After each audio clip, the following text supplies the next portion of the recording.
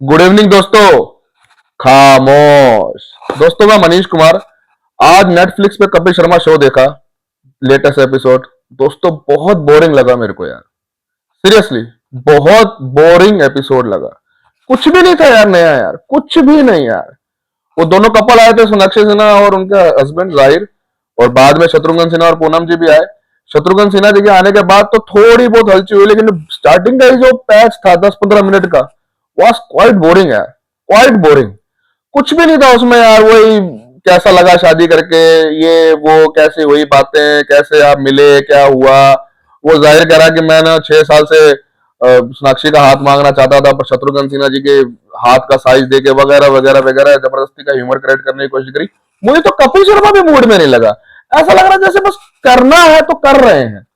उसके बाद शत्रुघ्न सिन्हा साहब आते हैं, कुछ अपने वो भी किस्से बताते हैं।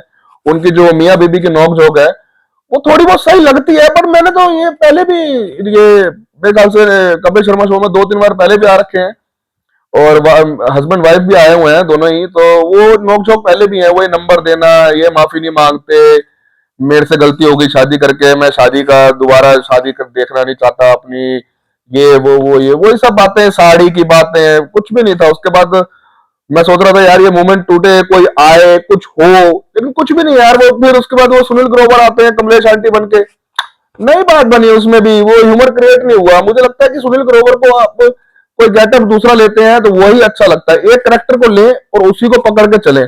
पिछला अच्छा एपिसोड था यार, वो स्क्रीन से रिलेटेड कर रहे थे, वो ज्यादा बेटर था। ये कमलेश आंटी वाला, ये तो वो पहले पहले सीजनों में भी कर चुके हैं। वो दूसरे वो गुत्थी बन के आते थे, वो कुछ वैसा ही था। वो प्रधान जी का वो वीडियो कॉलिंग हो रही है, उन्हें दूध निकाला जा रहा है, मैं नहा रही हूँ, नहीं आया वो वो मैजिक क्रिएट हुए ही नहीं।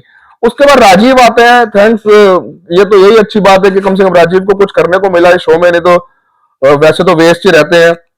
थोड़ा वो भी वो ठीक ठाक था, मुझे लगता कुछ खास नहीं था वो भी, लेकिन यह कि कम से कम उनमें जो उन दोनों की जो आपस में बातें होती है, एक दूसरे की टांग खींचते हैं, वो ज्यादा बेटर लगा मुझे रेदर देन सुनील ग्रोवर का। कम से कम उसमें एक वन लाइनर, एक इंस्टिंक्ट जो कॉमेडी निकलती है, इंस्टिंक्ट जो होती है और जो टाइमिंग होती है, वो उन दोनों की अच्छी थी। एक एक दो दो वन लाइनर उनके अच्छे थे। उसके बाद राजीव भी चले जाता है, और उसके बाद फिर वही यार कृष्णा और टीकू आते हैं। वही कृष्णा, वही जीतू जी, कभी कभी वो क्या नाम है जैकी श्रॉफ जी बन के आता है, इस बार वो जीतू जी बन के आए थे, वो जयप्रदा जी बन के आए थे।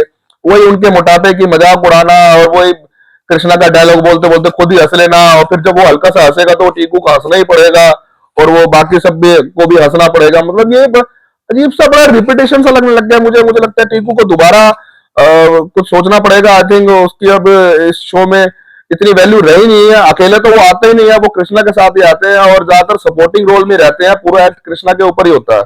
आप कभी भी देख ले, जब से वो आने लगे हैं ऐसा ही होता है। पहले भी ऐसे ही होता था। पहले कृष्णा के साथ लहरी आते थे, लहरी हमेशा सपोर्टिंग रोल में रहते थे, कृष्णा ही ज्यादातर मेन में रहते थे।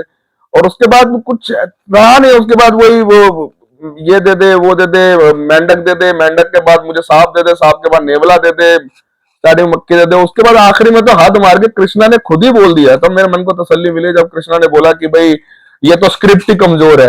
और लिटरली इस एपिसोड की राइटिंग आप देखना दोस्तों, इतना हंसने को आप सोचोगे पर हंसी आएगी नहीं।